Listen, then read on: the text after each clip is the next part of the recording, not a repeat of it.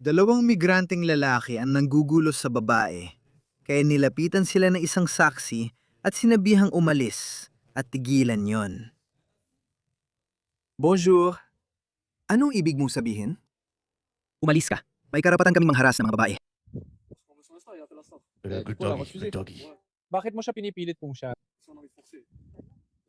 Hindi naman ibig sabihin na kailangan mong kantutin ang isang babae.